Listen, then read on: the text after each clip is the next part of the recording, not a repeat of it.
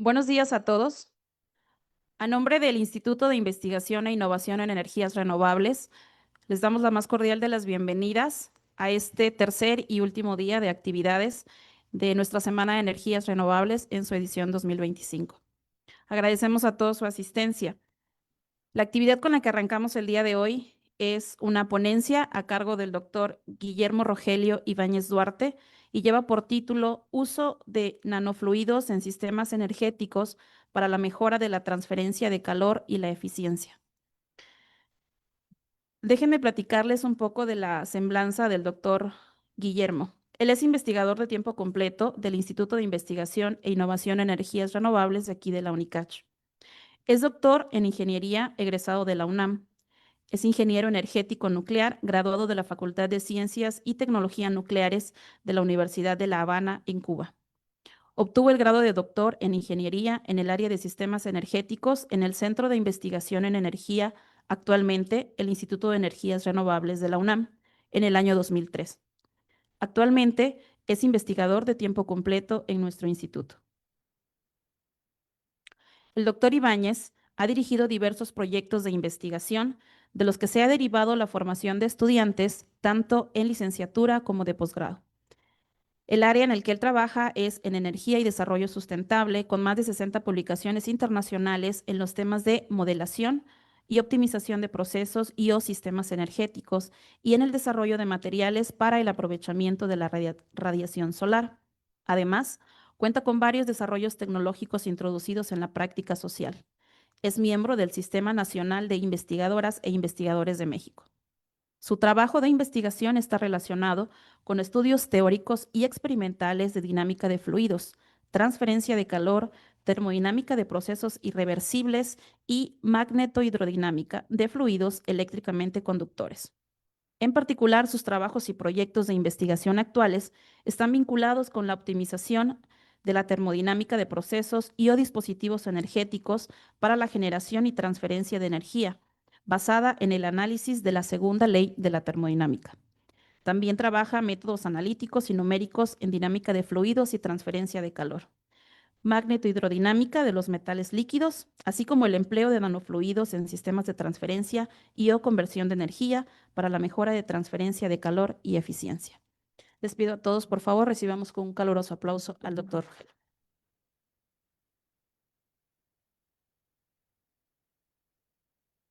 Bueno, ante todo, buenos días a todos y gracias por su presencia aquí en esta ponencia.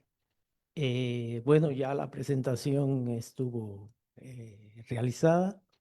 Vamos a hablar hoy precisamente de lo que es el uso de nanofluidos en sistemas energéticos para la mejora de la transferencia de calor y la eficiencia. Evidentemente, lo primero de la plática pues sería que todos conozcamos qué es lo que es un nanofluido, para luego poder entender entonces el por qué el uso de este tipo de sustancia es tan importante y cómo es que puede influir precisamente en la mejora de la transferencia de calor y la eficiencia.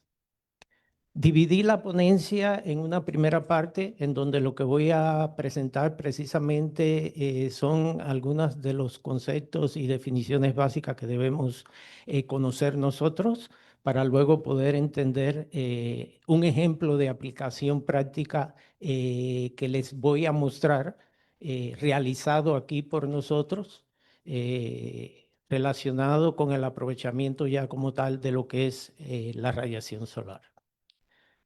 Entonces, pasando a la primera diapositiva, aquí se ve, por ejemplo, cuál es el problema que motiva que nosotros usemos nanofluido en sistemas de transferencia de calor. La relativa baja conductividad, evidentemente en sistemas en donde se involucra el movimiento de fluidos.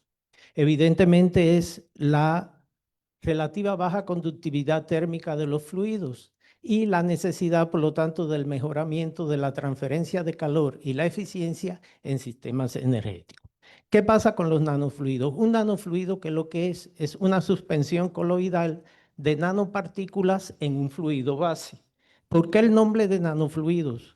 porque precisamente esas partículas sólidas que se van a encontrar en suspensión en ese fluido base van a ser del orden de los nanómetros. Si ustedes ven ahí, dice entre 1 y 100 nanómetros. ¿Qué es lo que se hace? Se mezcla esas nanopartículas con un fluido base. Más adelante vamos a ver, aunque aquí ya lo dice entre paréntesis algunos, vamos a ver más adelante cuáles son las sustancias que por lo general se utilizan como fluido base y cuáles los sólidos que se utilizan fundamentalmente como nanopartículas. Estos se mezclan, como ustedes lo ven aquí, y evidentemente esta mezcla tiene que cumplir con un parámetro que le decimos o lo llamamos estabilidad. Pero bueno, esa estabilidad se la dejamos nosotros a los químicos y partimos del hecho de que ya tenemos una sustancia, un nanofluido que va a ser estable y que esa estabilidad va a perdurar en el tiempo, ¿sí? Cuando hablamos de esa estabilidad, ¿qué nos estamos refiriendo? A que, por ejemplo, no ocurran aglomeraciones de las nanopartículas en el fluido base y mucho menos sedimentación de ellas, ¿sí? Entonces, esto se puede lograr precisamente a la hora de realizar la elaboración de esas nanopartículas, o sea, de obtenerlas y realizar también un buen mezclado de ellas, ¿no? Y los parámetros en los cuales se hace todo este proceso, tanto de temperatura como pH, ¿sí? Son muchos parámetros que están involucrados. Entonces, en eso es en lo que consiste y es la definición de un nanofluido. ¿Por qué es que surge este nanofluido? Bueno, este nanofluido surge porque no es lo mismo tener un fluido base, todos los fluidos, y es la siguiente diapositiva, creo. Bueno, no, esta no. Vamos a pasar primero a esta. Aquí tenemos el nanofluido. Por ejemplo, les había dicho que está formado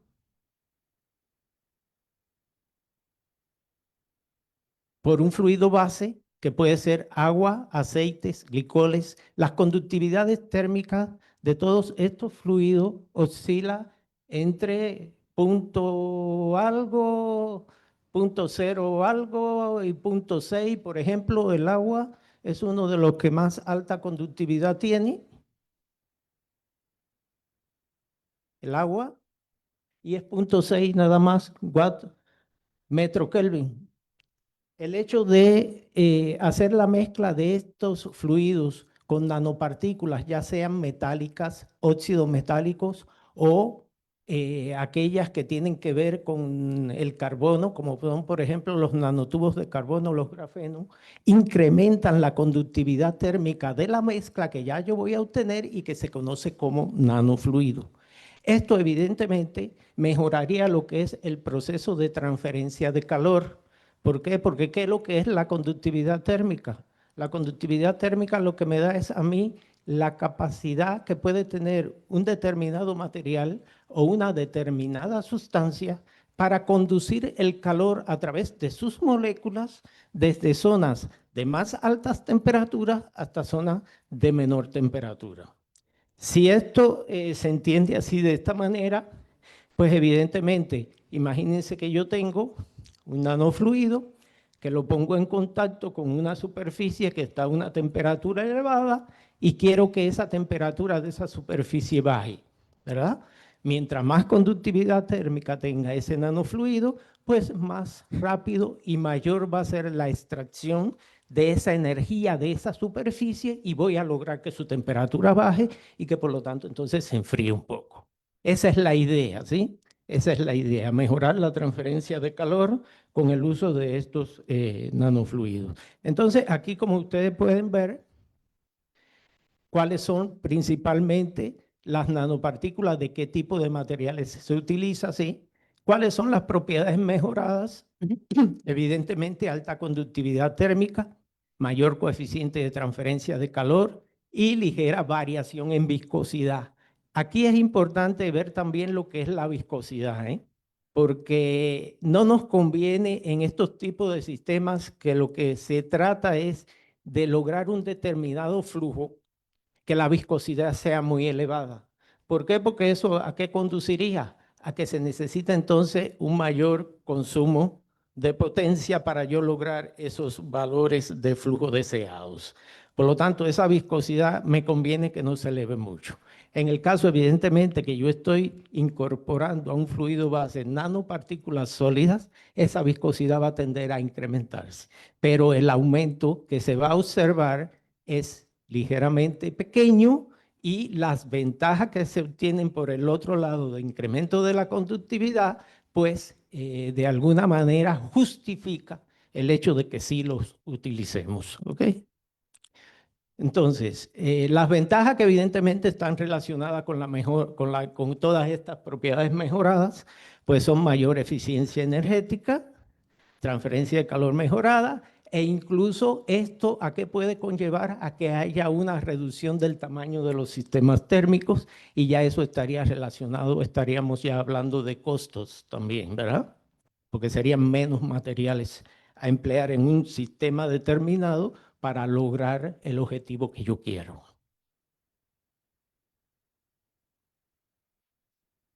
Aquí, por ejemplo, en esta diapositiva, yo lo que le quería mostrar es a ustedes cómo se ha ido desarrollando la investigación en este campo de los nanofluidos.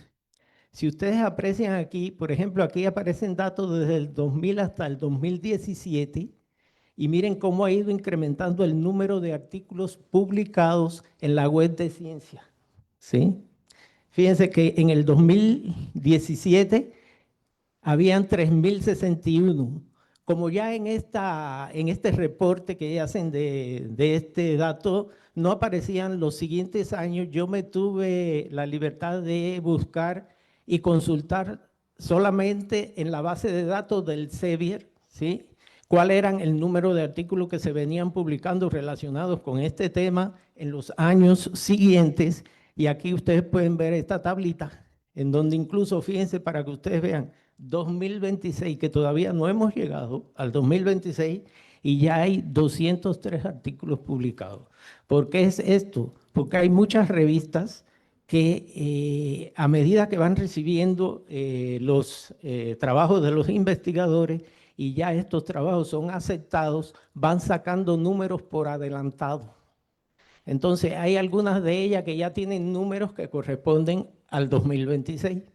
Y de esos poquitos números que ya existen del 2026, fíjense ya cuántos artículos de nanofluidos hay, aún sin llegar a ellos. Y fíjense cómo ha sido el incremento exponencial de todas las publicaciones relacionadas con esto.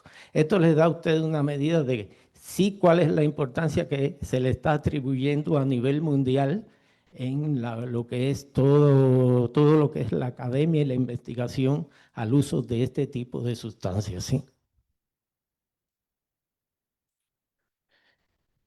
Esto es lo mismo que ya vimos. Esta gráfica también, aquí es lo que estoy mostrando, es la conductividad térmica en dependencia de los materiales, en qué orden está, ¿no? Expresadas en watt metro Kelvin. Aquí está la fuente de donde se sacan todas estas gráficas, ¿no? Por ejemplo, esto que les estoy mostrando a ustedes aquí son resultados que ya nosotros obtuvimos en uno de los trabajos que hemos realizado haciendo uso de nanofluidos, y que, por ejemplo, este es un trabajo de un estudiante de doctorado que en estos momentos ya él se graduó y se encuentra hoy aquí, que vino a escuchar la presentación, y que se encuentra ahora comenzó a realizar un postdoc conmigo, ¿sí? Acá en el instituto. Es uno de nuestros estudiantes de postdoctorado que va a entrar ahora aquí al instituto. Entonces, ¿por qué le muestro esta gráfica? Para que vean ya desde un punto cuantitativo en cuánto es posible mejorar la conductividad térmica con el uso de los nanofluidos, ¿sí? Por ejemplo, aquí, ¿qué es lo que está en este eje? Está la conductividad térmica del nanofluido respecto a la del fluido base. ¿Y qué es lo que está aquí en este eje horizontal? Está la fracción de volumen de nanopartículas que yo tengo en suspensión en ese fluido base. Evidentemente, para Φ0 significa pues que no hay nanopartículas. Y si no hay nanopartículas, pues entonces la conductividad térmica del nanofluido es igual a la del fluido base, y eso que me da un 1. y por eso es que ustedes ven aquí que todas las curvas empiezan en 1, ¿sí? Ya a medida que yo voy añadiendo nanopartículas y empieza a aumentar la composición de nanopartículas en mi mezcla, entonces va a ir incrementándose la conductividad. Esta gráfica en específico lo que está mostrando es para este nanofluido que tengo aquí, de óxido de aluminio o alúmina en agua, cuál es la influencia que tiene la forma de la nanopartícula que yo estoy poniendo en suspensión dentro del fluido base. Por ejemplo, si utilizo nanopartículas que tienen forma esférica, forma de cuchilla, forma de ladrillo, forma aplanada, ¿no? Platelet, o forma cilíndrica, estas serían las variaciones que vamos a poder ver que va a tener estas relaciones de conductividad térmica a medida que aumento yo la fracción de volumen de esas nanopartículas. Aquí se aprecia muy fácilmente que la mejor es la que tiene forma blade, y eso tiene una explicación. La blade es cuchilla, quiere decir que es muy aplanada, ¿sí? Si partimos de que todas tendrían el mismo volumen, y entonces por la forma que tienen ellas, la relación área-volumen que correspondería a esa sería la mayor. Por lo cual, ¿qué es lo que garantizaría eso? Que la transferencia de calor, hay una mayor superficie de contacto para precisamente ocurra esa conducción, ¿sí? Entonces, ese sería este. ¿Cómo es que precisamente se obtiene la diferencia entre estos resultados? Pues evidentemente a través de las correlaciones que se utilizan para la determinación de esa conductividad térmica, ¿sí? Dentro de una de las correlaciones que se utiliza para determinar la conductividad térmica de los nanofluidos, existe aquella en la cual ya aparecen y se obtuvieron de forma empírica determinados parámetros que son diferentes según el tipo de la nanopartícula, ¿sí? Y de ahí es de donde se obtienen estos resultados que ya nosotros obtuvimos. Por ejemplo, esta otra de aquí abajo lo que hace es, nosotros hicimos un estudio de la incertidumbre que tiene en los resultados el utilizar un modelo u otro. ¿Por qué? Porque no hay un único modelo para estimar, por ejemplo, la conductividad térmica del nanofluido. Son varios los modelos. En dependencia de esos modelos, entonces los resultados y la conductividad evidentemente toma valores diferentes, y eso es lo que estábamos mostrando aquí. Eso también constituyó otra publicación que hicimos. De hecho, ahí viene la diapositiva, creo, ahora. No, bueno. Antes de que venga esa diapositiva en donde les voy a mostrar todos los trabajos que hemos hecho relacionados con nanofluidos y que ya incluso están publicados, aquí quiero hablarle un poquito de lo que es la clasificación según el contenido de nanopartículas de los nanofluidos, ¿sí? Por ejemplo, está el unitario. ¿Ese cuál es? En el cual aparece en suspensión un único tipo de nanopartícula. Cualquiera de esas que ustedes ven ahí, pero una sola. En el caso de los nanofluidos híbridos binarios, como su nombre lo dice, binario, es cuando ya en la suspensión aparecen dos tipos de nanopartículas mezcladas, ¿sí? Por ejemplo, puede ser cobre, alúmina, aluminio, óxido de cobre, tubos de nanocarbono y plata, zinc y aluminio. Evidentemente, estas combinaciones las saqué yo de todos los trabajos que se han ido publicando y cuáles son los más frecuentes que se usan, ¿no? Y, por ejemplo, el ternario, que ya son 3. ¿Cuál es la diferencia? Precisamente, ¿y por qué se usa uno u otro? Porque se ha comprobado que utilizar binario y ternario mejora las propiedades con respecto al unitario.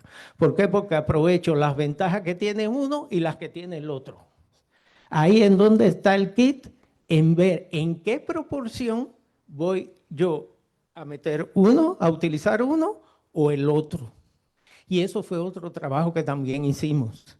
Por ejemplo, nosotros determinamos en un trabajo que hay una determinada proporción de esas nanopartículas de aquí, de un binario, que me provoca a mí que yo pueda obtener un mínimo de generación de entropía en uno de los sistemas que nosotros analizamos.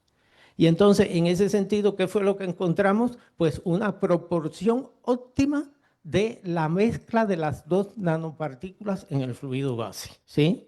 Ese trabajo ya está publicado también. Y por último, pues hablarle un poquito de las aplicaciones. Ya, de hecho, en la práctica, en lo que hemos hablado, pues ya mencioné algunas, ¿no? Por ejemplo, está en energía, tenemos sistemas solares térmicos, colectores solares y sistemas híbridos térmicos fotovoltaicos. Tenemos refrigeración de reactores nucleares, intercambiadores de calor industriales. En electrónica tenemos refrigeración de microprocesadores, dispositivos electrónicos, y en biomédica agentes, por ejemplo, se utilizan como agentes de contraste. Esto era lo que les había, por ejemplo, estos son todos los artículos que nosotros aquí en el instituto hemos logrado de alguna manera publicar en trabajo con el cuerpo académico y con estudiantes de posgrado, ¿sí? Si se dan cuenta, pues son ya unos cuantos, son 7 artículos y todos están en revistas arbitradas de alto impacto, ¿eh? Por ejemplo, hay 2 que están en la revista, aquí está, en la revista internacional de transferencia de calor y masa, hay 2. En la revista de análisis térmico y calorimetría también hay 2. En la de transferencia de calor hay 1, ¿sí? Por ejemplo, este es uno que ya está aceptado, pero aún no ha salido publicado en línea en la transferencia de calor numérica, parte A, aplicaciones. Y este otro está en revisión, que es precisamente de este último que está aquí, que yo pienso ahora mostrarle algunos de los resultados que obtuvimos. ¿Y por qué decidí utilizar ese? Porque precisamente se trata de un sistema utilizado para el aprovechamiento de la radiación solar. En este caso específicamente de un sistema térmico fotovoltaico. Pasamos a la siguiente. Por ejemplo, este es el ejemplo de aplicación entonces que les acabo de mencionar. Aquí está, bueno, es un modelo representativo que utilizamos para de ahí poder de alguna manera explicar el modelo. Se los voy a explicar, no les voy a llenar la presentación de ecuaciones, porque creo que no cumple ningún objetivo, pero sí les voy a explicar la manera en cómo se construye ese modelo y cómo se resuelve, ¿sí? Entonces, por ejemplo, aquí en este sistema híbrido térmico fotovoltaico, lo que hicimos fue separar diferentes componentes de este sistema y obtener para cada uno de ellos la ecuación de balance de energía. ¿Con qué objetivo? Con el objetivo de poder de alguna manera obtener entonces las distribuciones de temperatura de cada uno de esos componentes en el tiempo. O sea, hacer la caracterización térmica del dispositivo. ¿Eso a qué me conllevó? A que obtuve un sistema de ecuaciones diferenciales de primer orden, en donde la variable dependiente era la temperatura de cada uno de esos componentes y cómo ella iba a variar en el tiempo. Ese sistema evidentemente iba a estar acoplado, ese sistema de ecuaciones diferenciales, y lo resolvimos haciendo uso de una técnica numérica que fue la de Runge-Kutta-Felber. ¿Por qué utilizamos Runge-Kutta-Felber? Porque Runge-Kutta-Felber de alguna manera permite determinar un error que en base a ese error se puede regular el paso de integración, ¿sí?, que yo utilizo para resolver mi sistema, cómo va avanzando en el tiempo. Y eso es muy importante porque puedo de alguna manera optimizar el tiempo de máquina que yo voy a utilizar y que los cálculos pues sean más rápidos y que sí el método pues siga convergiendo, ¿sí? Entonces, aquí en este esquema, lo que se ve, por ejemplo, tenemos la primera lámina, que es la cubierta superior de un panel fotovoltaico, la segunda, que son las que tienen como tal las celdas fotovoltaicas dentro de un encapsulante que está por encima y por debajo. La tercera es la lámina esa posterior que tienen los paneles, después un absorbedor y finalmente entonces un canal por donde va a ir un refrigerante que va a enfriar este panel. Entonces, ahora que les digo eso, les voy a explicar algo importante aquí. ¿Por qué surge el sistema este híbrido térmico fotovoltaico? ¿Por qué? Porque los paneles solares, ellos reciben la radiación solar. Debido a esa absorción de la radiación solar que ocurre en ellos, se incrementa su temperatura. Al incrementarse la temperatura de los paneles, eso hace que su eficiencia se reduzca, que disminuya. Porque ya las personas que se dedican a esa parte, los especialistas en esa parte, ya determinaron que eso es porque al incrementarse la temperatura de los paneles, la recombinación que va a ocurrir entre los electrones y los huecos aumenta. Y eso lo que hace es que entonces esos electrones como tal no sean un flujo de corriente, que es lo que se quiere lograr con un panel. Por lo tanto, entonces su rendimiento baja. ¿Qué es lo que se necesita entonces? Pues de alguna manera ver cómo yo logro que ese panel incremente su temperatura lo menos posible. ¿Cómo lo hago? Ah, bueno, voy a pasarle por debajo una sustancia que la voy a utilizar como refrigerante. Y si hago eso, entonces pues también voy a ver cómo aprovecho ese calor que va a recibir ese refrigerante para otras cosas que también son útiles. Por lo tanto, un sistema híbrido térmico fotovoltaico entonces me va a dar a mí tanto energía eléctrica como energía térmica. ¿Sí? Entonces, el objetivo que lo que es maximizar el rendimiento. Ya el rendimiento total, incluyendo lo que es la eficiencia eléctrica, incluyendo lo que es la eficiencia térmica. ¿Sí?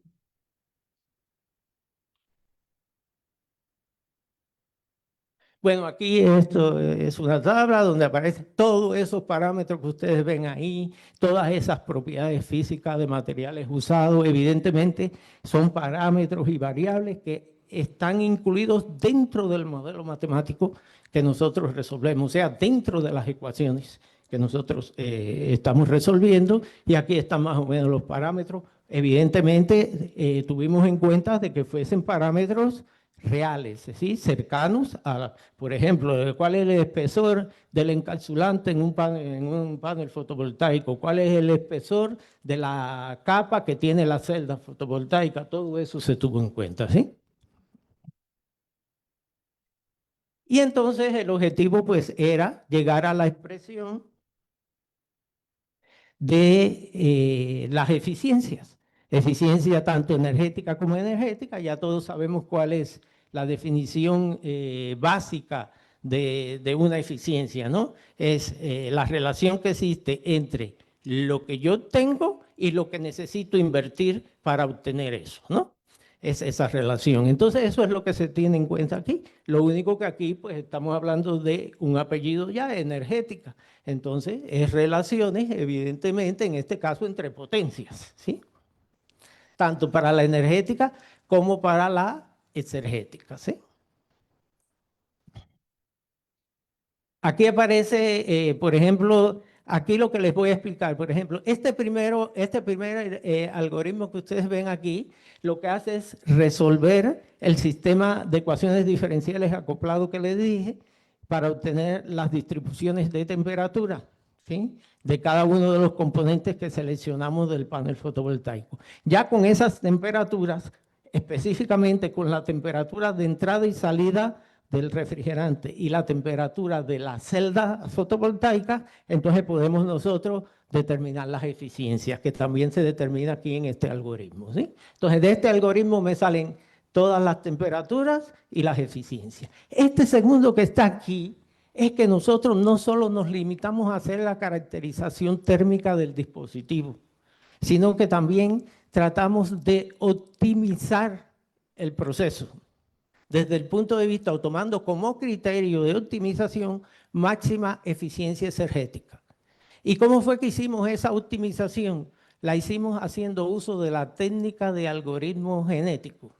No sé si han oído hablar de ello, pero como el nombre lo indica, ¿sí? Es lo que se utilizaba para ir mejorando las poblaciones de individuos, ¿sí? Y decía yo, bueno, tengo una cantidad aquí de 10 individuos, pero yo quiero que estos individuos sean fuertes a las enfermedades, que tengan una altura de 2 metros, todo ese tipo de cosas, ¿no? Entonces, a través del algoritmo genético, ¿qué es lo que se hace? Se busca, a medida que va avanzando el proceso, ir obteniendo cada vez una población que vaya adquiriendo esos parámetros que yo les acabé de mencionar. Bueno, algo similar es lo que hicimos nosotros aquí, pero ¿quién es nuestra población? Nuestra población son todos los parámetros y todas las variables que están involucradas en el proceso. ¿Y qué es lo que busco yo con ese algoritmo genético? Que todos esos parámetros y esas variables tengan valores tales o se obtenga una combinación de valores tales de todos esos parámetros y esas variables que la eficiencia sea la máxima. Todo esto funciona de una manera aleatoria, como se va pasando de una población a otra, ¿sí? Entonces, más o menos esa es la similitud. No sé si me di a entender más o menos en qué consiste el fenómeno, ¿no? Aquí lo que se hace es que se usa operadores genéticos, o sea, la selección, el cruce y la mutación.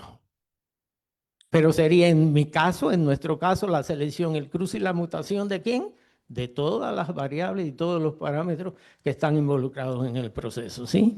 Que son los que yo voy a ir variando de tal manera que a la final pueda obtener una configuración de todos esos parámetros de tal forma que la eficiencia sea la máxima que yo puedo lograr.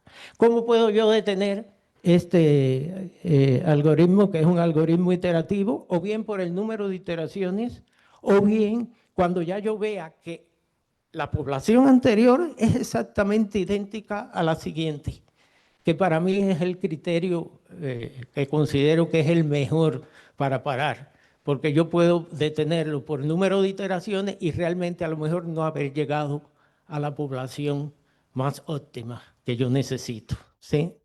Entonces, eso sería las dos cosas que hicimos del trabajo. Entonces, ya visto eso, lo que podemos pasar ahora es a ver algunos resultados, ¿no? Miren, esto es importante. Por ejemplo, en ese algoritmo genético variamos estos parámetros que ustedes ven aquí, el flujo de masa, el espesor del absorbedor, la altura del canal de flujo, o sea, por donde va el nanofluido, el largo del panel y el ancho del panel. Y lo variamos en ese rango de valores. ¿Qué fue lo que hizo el algoritmo genético? Él varió esos parámetros dentro de ese rango y fue buscando cuál era el valor que comprendido en ese rango me daba a mí la combinación de todos ellos que me daba la mayor eficiencia. Eso fue lo que hizo el algoritmo genético. ¿Okay? Entonces, propiedades, bueno, las propiedades termofísicas. Esto es muy importante para la explicación de los resultados. Por eso es que se la pongo aquí. Por ejemplo, aquí es muy fácil darse cuenta que ¿quién tiene la mayor conductividad térmica? La lúmina. ¿Saben? ¿Y cuál tiene la mayor densidad? Bueno, el agua sola, como sola, pero ya vemos que aunque eso sea a lo mejor beneficioso, pero su conductividad es demasiado baja. Pero dentro de las 3 nanopartículas, ¿quién es el que tiene la mayor densidad? El óxido de cobre. ¿Sí? Entonces, precisamente los valores de los parámetros de esas sustancias son los que van a influir en los comportamientos que yo voy a obtener entonces de mis resultados. ¿Ok? ¿Cómo voy de tiempo? 10. Ok, entonces yo creo que terminamos bien. Entonces, aquí tenemos gráficas, las más importantes fueron las que traté de demostrar. ¿Ok? Por ejemplo, esta creo que es la temperatura de salida o la temperatura que tiene la salida del refrigerante. Utilicé y comparé cuando utilizábamos agua pura, cuando utilizábamos ya nanofluido de agua con alúmina, cuando utilizábamos agua con óxido de cobre, cuando utilizábamos agua con óxido de titanio, dióxido de titanio. ¿Sí? Entonces, aquí están los resultados de cuál fue la temperatura que obtuvimos a la salida del refrigerante. Evidentemente, la más alta, ¿quién fue? Óxido de cobre. ¿Sí? La que tiene el nanofluido de óxido de cobre, H2O. ¿Por qué? porque la tendencia del óxido de cobre en agua, comparado con los otros que tenemos aquí, es a acumular más energía. Si ustedes multiplican la densidad por la capacidad calorífica, eso les da a ustedes cuánta energía se podría acumular por volumen, o sea, por metro cúbico, al incrementar o variar 1 grado la temperatura de ese nanofluido. Y ese es el que tiene esa mayor capacidad, ¿sí? Por lo tanto, entonces, por eso es que su temperatura a la salida es la mayor. Y al ser la mayor su temperatura a la salida y ser la temperatura de entrada la misma en todos los casos, ¿sí? ¿A qué llegamos entonces? A que es el nanofluido que tiene una mayor potencia térmica y que por lo tanto suministra la mayor eficiencia térmica, ¿sí? Entonces, eso es lo que está mostrando aquí la siguiente. Lo que muestra es que aquí les puse precisamente cómo es que se determina el calor útil que absorbe la sustancia de trabajo. En este caso, todas estas que tenemos aquí, si se dan cuenta, también coincide con que es la ganancia de potencia mayor quien la tiene, el óxido de cobre, ¿sí? Entonces, mirándolo desde el punto de vista térmico, de eficiencia térmica, el mejor quien es el óxido de cobre en agua.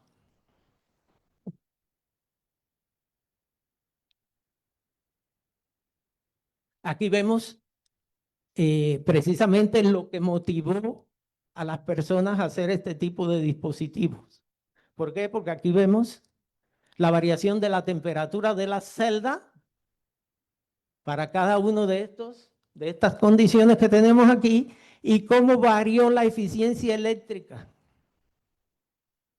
Entonces, si se dan cuenta, por ejemplo, el caso este en donde mayores temperaturas se alcanzan de la celda corresponde a un panel que no tenía enfriamiento, o sea, lo que tenemos normalmente por ahí instalado en los techos de las viviendas que ustedes ven.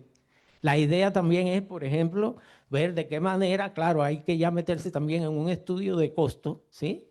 Ya se empiezan a instalar por ahí en los techos de la vivienda no solo el mero panel, sino un panel con un pequeño canalito por debajo, por donde pase un agua que se caliente y que después yo la use también en la vivienda para bañarme y para fregar, ¿sí? Y es precisamente ese uno de los trabajos que vamos a desarrollar con el estudiante de postdoctorado. Entonces, aquí se ve, se aprecia muy bien cómo al usar refrigerante la temperatura del panel va bajando, ¿sí? A medida que transcurre el tiempo. ¿Y cómo se refleja eso en la eficiencia? Si se dan cuenta, es como si fuese prácticamente un reflejo de la figura de arriba abajo, ¿no? A mayor temperatura, menor eficiencia. Pero aquí, ¿quién fue el mejor? Fíjense que aquí el mejor, ¿quién fue? Fue este señor que está aquí, el óxido de aluminio con agua. Fue el que logró bajar más la temperatura del panel, ya no fue el óxido de cobre. ¿Y eso por qué fue? Por la conductividad térmica. Que la conductividad térmica del óxido de aluminio es mayor que la del óxido de cobre. Por lo tanto, la extracción de calor que logró hacer el nanofluido que tenía óxido de aluminio al pasar y ponerse en contacto con esa parte inferior del panel fue mayor. Y eso que lo que permitió que bajara la temperatura. Entonces, arriba en el panel, ¿sí? Entonces, hay que analizar esto desde, vuelvo y repito, las propiedades físicas que tiene cada uno de los materiales, ¿sí?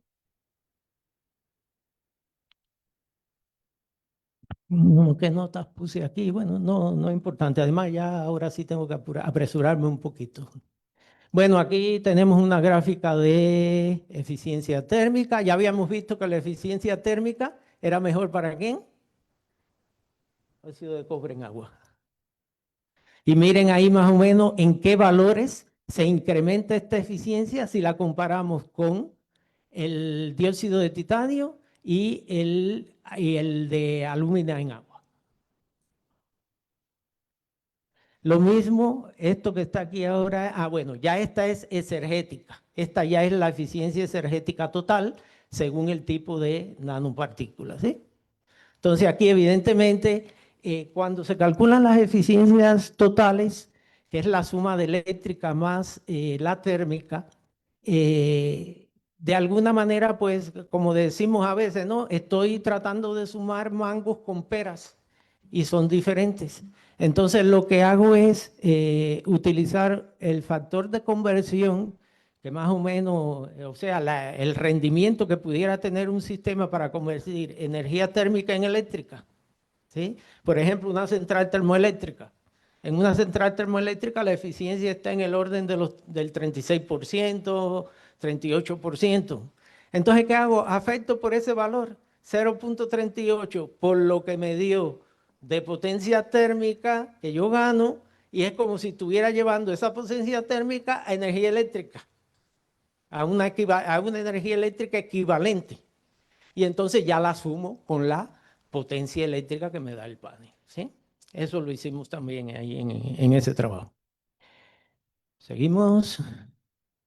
Bueno, aquí otra vez nuevamente lo mismo, y ya esta última, que es la que de alguna manera se diferencia un poco de las anteriores, porque tiene que ver con los resultados que obtuvimos de la optimización, ¿sí? Aquí, por ejemplo, estamos... Aquí, por ejemplo, al realizarse la optimización, ¿para quién se hizo? Dijimos, bueno, la energía total, la mayor se alcanza para cuando se usa óxido de cobre en agua.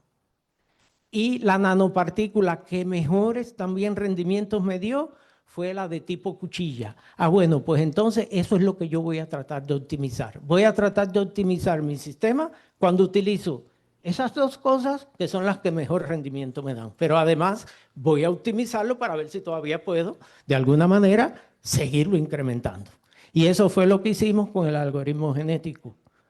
Metimos todo nuestro modelo, haciendo uso de esas dos cosas que les acabo de mencionar, y fíjense las curvas que logramos y cómo la eficiencia energética global aumentó del 17% al 21,9% para el cobre, el óxido de cobre en agua y las nanopartículas tipo cuchilla. Evidentemente esto en el horario, se están tomando aquí los resultados para comparar en los que corresponden a los valores máximos que se alcanzaron aproximadamente en el horario del mediodía, ¿no? Todo esto está, acuérdense, influenciado por las variables climáticas, radiación, temperatura, ¿sí? Que bueno, no se los mencioné desde el inicio, pero sí, evidentemente, pues están incluidas dentro del modelo, ¿no? Entonces, eso fue ya para finalizar las conclusiones y las sugerencias finales que la vi ahí ahora. Bueno, las conclusiones de alguna manera las he ido mencionando a través de mi plática.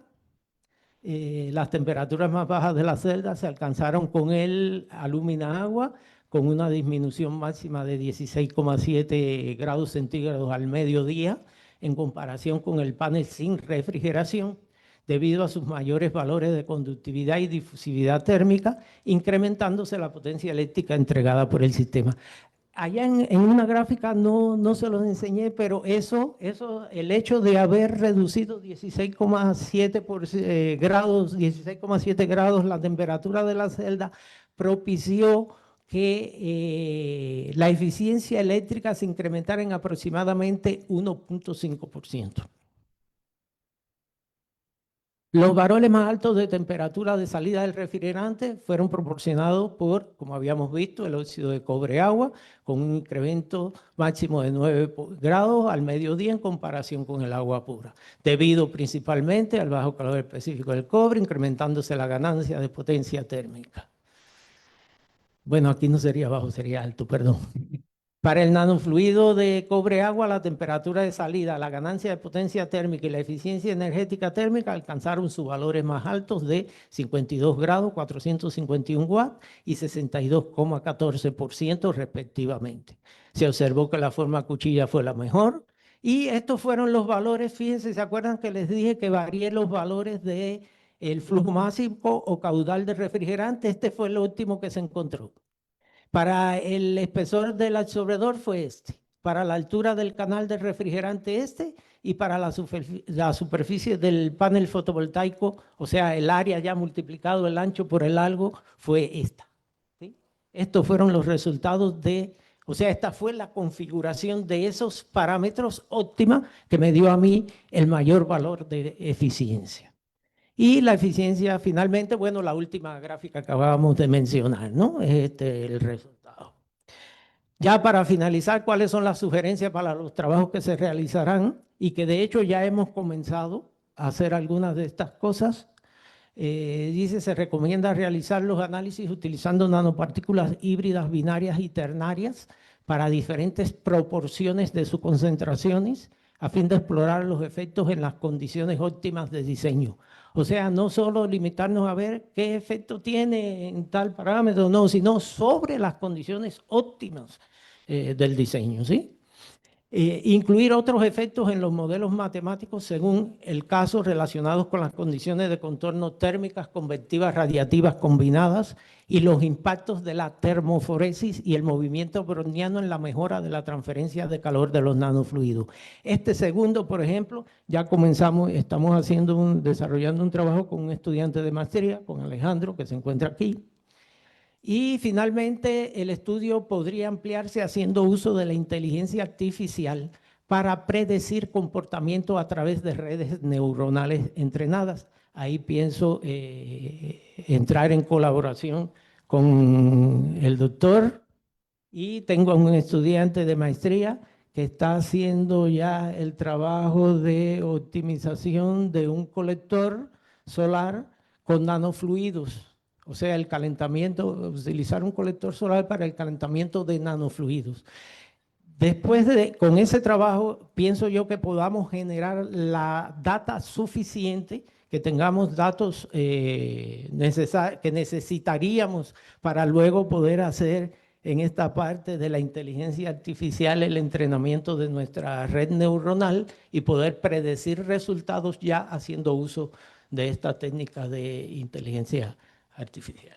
Entonces, si no hay otra cosa, pues doy por concluida mi plática. Muchas gracias por la presencia.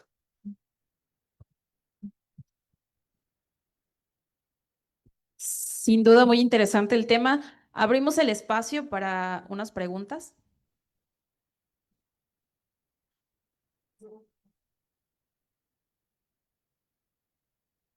Hola, buenos días a todos. Gracias, Guille, por la presentación. Bueno, uno de las características naturales, digamos, de las nanopartículas, de partículas tan pequeñitas y sobre todo aquellas que están suspendidas en un fluido, es la coalescencia. Es una tendencia a que ellas se junten. De manera natural tienden a juntarse. Entonces, para las aplicaciones, pues se nota que es muy importante asegurar que el nanofluido sea estable ante la coalescencia, por ejemplo, y algunos otros fenómenos que serían también, que estarían ahí punzando como posibles reacciones químicas sobre las superficies de las nanopartículas. Bueno, en concreto la pregunta es, ¿qué se sabe acerca de la estabilidad de estas, digamos, de estas tres partículas, estos tres óxidos, partículas de tres óxidos, óxido de la alúmina, óxido de aluminio, óxido de cobre y, y el óxido de dióxido de titanio? Entonces, ¿qué se sabe acerca de la estabilidad de estas partículas? Bueno, no sé si se recordarán, al inicio de mi presentación hablé sobre eso, ¿no? Que dije que esa parte se la iba a dejar yo a los químicos, que iba a contar con que ya ellos nos iban a entregar a nosotros un nanofluido estable desde el punto de vista, precisamente, así mismo lo dije, que se evitaran las aglomeraciones de esas nanopartículas e incluso la sedimentación. Pero bueno, respondiendo a la pregunta, puedo hablar algo. Ahí evidentemente, ¿qué es lo que habría que tomar en cuenta? ¿Cuáles son las fuerzas de repulsión y cuáles son las fuerzas de atracción que pudieran existir entre esas nanopartículas?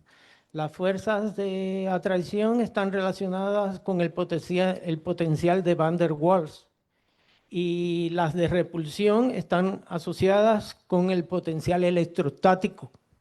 Entonces, por eso es que digo que ya esa parte, pues, yo se la dejo a los químicos. Igualmente, hay muchos parámetros que pudieran influir en la estabilidad del nanofluido, como es el pH, como es la temperatura, que también lo mencioné al inicio de la presentación, porque es muy importante precisamente mantener esa estabilidad. ¿Por qué? Porque si no la mantengo, lo que logro es el efecto todo contrario de lo que yo quiero. ¿Por qué? Porque que se aglomeren las nanopartículas, por ejemplo, impedirían entonces un mayor movimiento de ellas, la conducción entonces, lejos de mejorarse, lo que se empeoraría. El hecho de que ocurran sedimentaciones que provocaría pues obstrucciones en el movimiento del flujo, ¿sí? Tendría que emplear a lo mejor entonces más potencia de bombeo yo para lograr un mismo flujo. Entonces sí es muy importante ese parámetro de la estabilidad. Y lo que puedo contestarles es eso. Entonces, lo que se trata es de lograr un nanofluido en donde precisamente haya una relación entre esas fuerzas de atracción y repulsión que me garantice a mí una estabilidad y que no ocurran ni aglomeraciones ni sedimentación.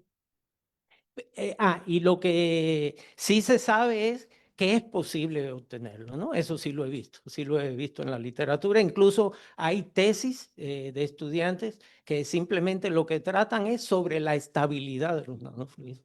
Y sí se puede lograr una estabilidad y que sea a largo plazo, que se mantenga la estabilidad.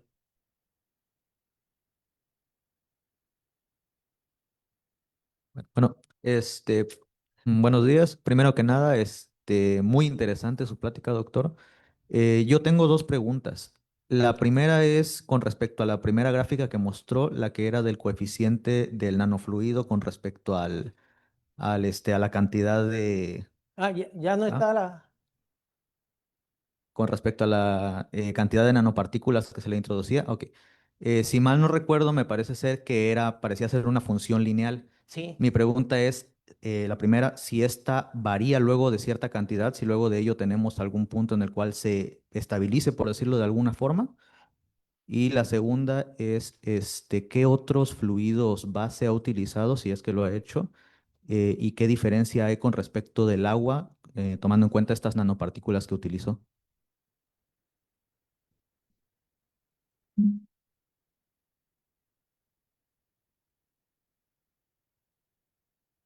Esa, ¿verdad? Sí. Sí.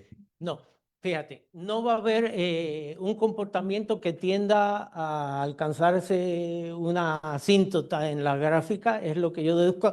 ¿Por qué no se hace? Lo primero, ¿por qué no se hace para fracciones de volumen de nanopartículas muy altas? Precisamente por el problema ese de la estabilidad. Mientras mayor sea la fracción de volumen de nanopartícula, pues más va a tender a que hayan aglomeraciones y sedimentación, ¿verdad? Entonces, se aconseja que el trabajo sea por debajo de un 10%, ¿sí? Máximo. Entonces, por eso no se hace para mayores. Pero que yo infiero que si lo que estoy es precisamente incrementando el número de nanopartículas, que lo que hace es mejorar la conductividad, pues que ésta constantemente siga incrementándose. Pero si no he hecho como tal un cálculo o un resultado en donde lo haya hecho. Yo precisamente por eso, porque como no tiene valor práctico, no tiene sentido, porque no se debe hacer ya más del 10%, ya entraría a tener yo problemas con lo que es la estabilidad del nanofluido, pues no lo he hecho, ¿no? Pero ¿qué yo esperaría? Yo esperaría que sí continuara incrementándose, a no ser que también, fíjate, ahora estoy pensando, ¿no? Tu pregunta me pone a pensar, ¿no?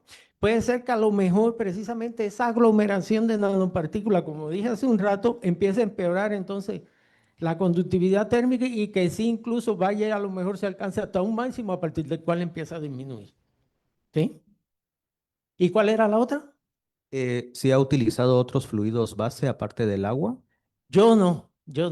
En la literatura sí lo han utilizado e incluso también el uso de uno u otro a veces lo relacionan con el problema de estabilidad. Pero sí se ha demostrado que el mejor que garantiza la estabilidad es el agua. Es el agua porque, a ver si me recuerdo, con el agua se disminuye el de más baja tensión superficial. al tener baja tensión superficial, pues entonces permite que favorece el movimiento, ¿sí? Muchas gracias. Dentro de, pues nada.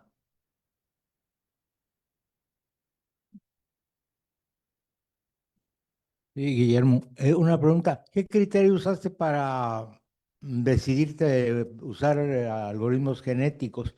Y ahorita que estabas haciendo tu exposición, yo pensé también en el caso de redes neuronales. Ujú. En el caso de los algoritmos genéticos, tú tienes el control sobre cuántas iteraciones puedes hacer.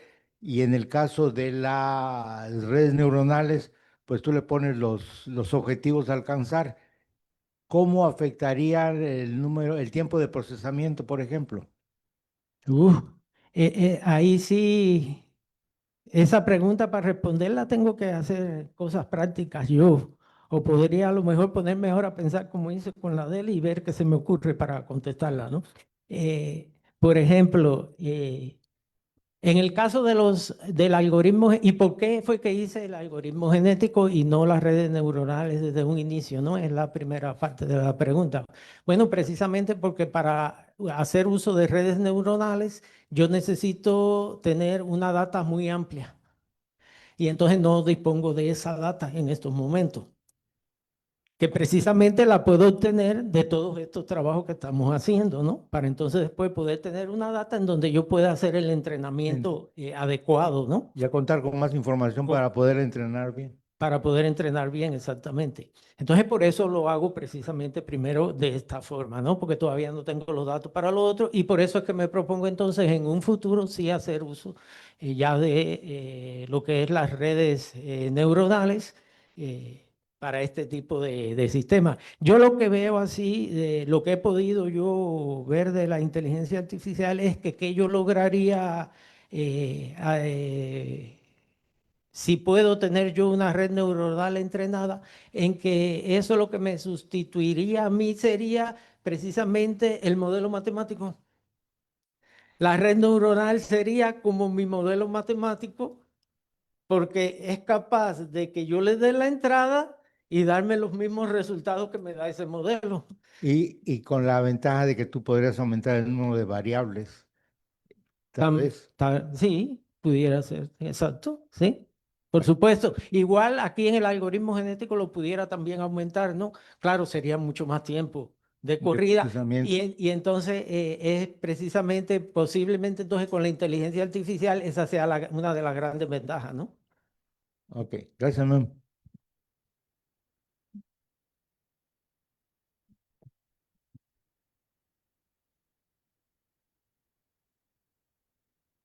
Gracias, buenos días. Guille, como siempre es un orgullo escucharte, sí, y sobre todo esa sencillez de siempre, ¿no? De decir, no, eso no lo sé todavía, lo voy a investigar. Eso no se da en muchos investigadores, te digo porque no tiene experiencia en esto, ¿no? Entonces, mira, eh, fíjate que ayer precisamente no pude venir y disfrutar la conferencia, por ejemplo, el doctor Nava, me hubiese gustado estar ahí, pero ya la vi por internet, la estuve buscando ya en Facebook y estuve anoche viendo la conferencia del doctor Nava que me interesaba mucho, pero estuve en una comunidad que se llama Tierra Colorada, donde nosotros implementamos varios sistemas de energías renovables, dentro de ellos sistemas fotovoltaicos en redes y aislados, ¿no? Y le cayó un rayo y, y tuvimos que ir, por el bien de esto, primero los más jodidos, ¿no? Entonces tuvimos que ir a la comunidad, ya se solucionó el problema y ya anoche tenían energía, ¿no? Pero bueno, eh, fíjate que esa comunidad, a pesar de estar cercana aquí al cañón del sumidero, eh, no tiene agua, no hay agua, pero está en la parte de arriba. Entonces, no hay posibilidad de agua alguna. Sí, cercana, no solamente cuando ya llueve y empiezan a acumular y ya después están 4 o 5 meses. A partir de diciembre por ahí ya no tienen agua hasta que empieza a llover ya a finales de marzo, abril no por allá. Entonces, llegando a mayo, ¿no? Entonces, ¿qué pasa? Que estamos pensando precisamente en esta idea que tú tienes de poder, a través de estos paneles solares, como nosotros y el uso de los nanofluidos, cómo poder obtener agua del aire, ¿no? Por supuesto. Entonces, una de las ideas, por supuesto, era acumular energía térmica, en este caso en un fluido, Si se mejora con nanofluido, mejor, pero estamos pensando agua. Y me imagino que también se puedan colocar algunos tubitos al vacío, ¿no? Pero de forma tal que el agua se utilice para refrigerar en horario pico de mayor radiación, sacar la temperatura del panel y poder mejorar su eficiencia, pero ya en la noche, ¿sí? Buscando, yo me imagino que en la madrugada, crear punto de rocío, de forma tal que se pueda generar agua del aire en el mismo panel solar, es decir, hacer circular el agua caliente por debajo del panel y que este pueda crear ese efecto rocío y entonces obtener agua. Por supuesto sería H2O pura, ¿no? No se puede tomar el H2O, ¿sí? Pura, como tal como la conocemos. Nosotros tomamos otra cosa, no agua. Tomamos el gran por ciento de agua, pero no exactamente eso. Entonces, me gustaría, la pregunta es la siguiente. Escuché que tenía alumno de maestría o doctorado vinculado a hacer este trabajo ya práctico, ¿no? ¿Es de maestría o doctorado? Es un postdoc. Un postdoc. ¿Tiene alumno de licenciatura vinculado ahí? Pregunto, porque sería interesante. Es la idea. Estamos precisamente, comenzó ahora, fue en esta última convocatoria y comenzó ahora a partir de este mes. Y entonces sí pensamos vincular evidentemente estudiantes de licenciatura y de maestría. Y todo el que quiera pues va a ser bienvenido. Ya. Fíjate que ¿te acuerdas cuando estudiábamos allá en la UNAM con el doctor Sebastián se desarrolló fue patentado incluso el refrigerar los paneles solares, bajarlo después que llega a 55 grados, bajarle temperatura, un compañero de Tabasco. De ahí surgió la idea esta de usar agua, ¿no? Entonces sería bueno buscar esa patente para ver, pero se hizo en sistema de aluminio, en paneles, cuando aquellos no existían todavía los paneles flexibles, que sería más fácil porque el aluminio cedería mucha temperatura, el marco de aluminio. Entonces, si hay alumnos de licenciatura, los invitamos, ¿sí? A que se puedan vincular a estas cuestiones prácticas por el tiempo que se tiene, por supuesto, y que continúen su maestría y su doctorado en este tema, porque es un tema muy interesante en Chiapas. Y también, a pesar de que tenemos el 30% del agua dulce del país, hay muchos lugares que no hay agua, ¿eh? No se va a pensar que en todo lugar aquí tienen disponibilidad de agua, y sobre todo en el norte del país podemos desarrollar un sistema que podamos tener agua del aire usando esta combinación de sistema híbrido que genera electricidad y al mismo tiempo genera una temperatura suficiente para producir agua a través del aire, ¿no? Obtener agua a través del aire. Y al mismo tiempo este efecto rocío puede lograr en caso de, ¿cómo se llama? La limpieza del panel, porque empieza a crear ese efecto y las gotas de agua o el agua que se genera en la superficie, ¿no? Entonces, es un tema interesante. Te felicito como siempre, hermano, y la verdad que estoy muy contento de escucharte nuevamente hace años o tiempo que no te escuchaba. Gracias.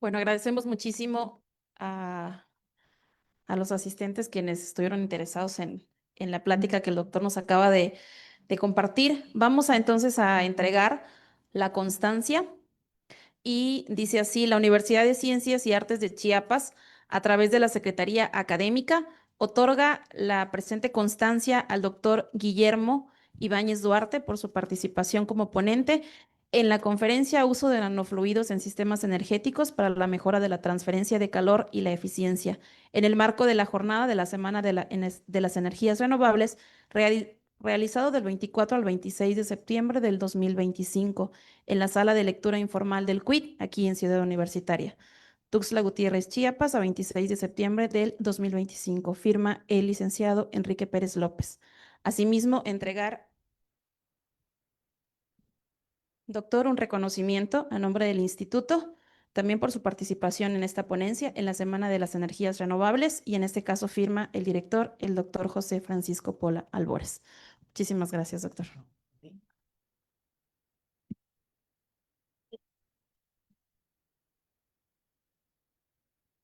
Un pequeño presente también, doctor. ¿Ya?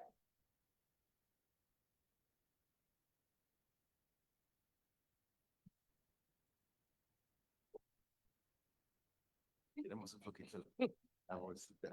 Bueno, le vamos a hacer la...